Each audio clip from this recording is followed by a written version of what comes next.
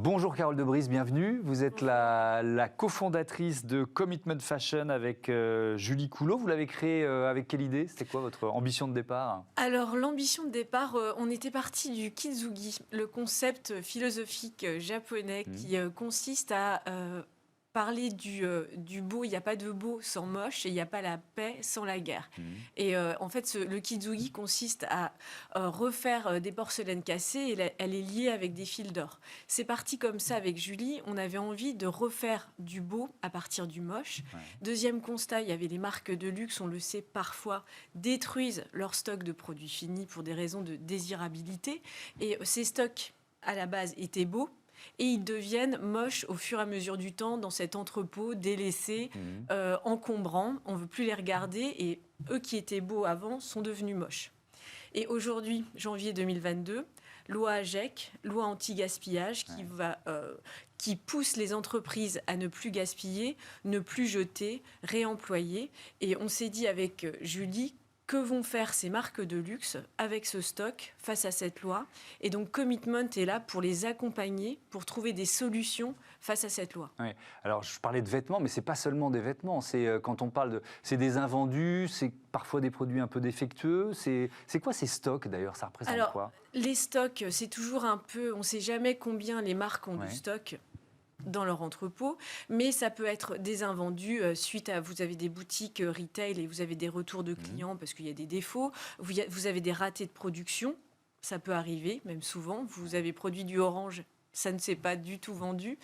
Donc ça peut être des stocks d'invendus. Et puis, je ne sais plus si je l'ai dit, mais des défectueux, des prototypes. Vous faites quoi, vous conseillez les marques, vous imaginez, parce que c'est de la création, comment redonner une nouvelle vie à ces produits? Julie Coulot et moi, on est très créatives.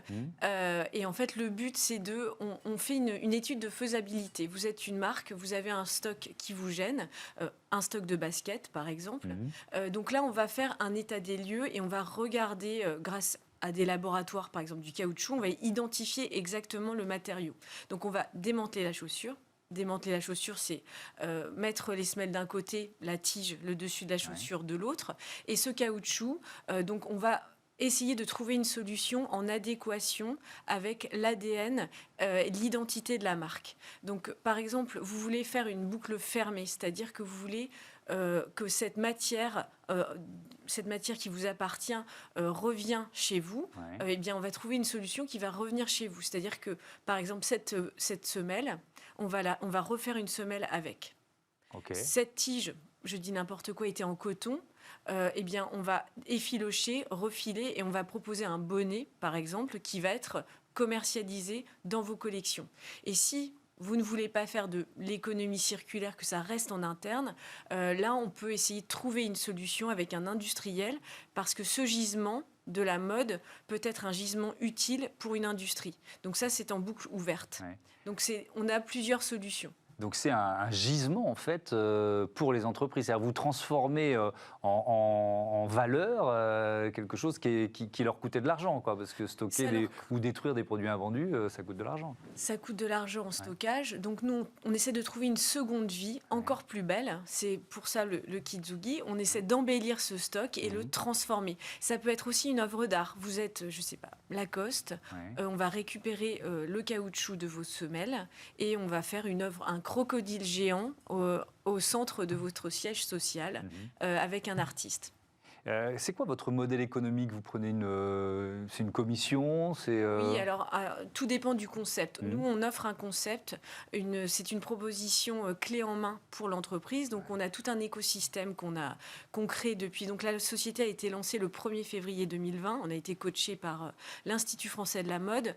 Et l'idée vient ça a mûri depuis beaucoup de mois avant cette création.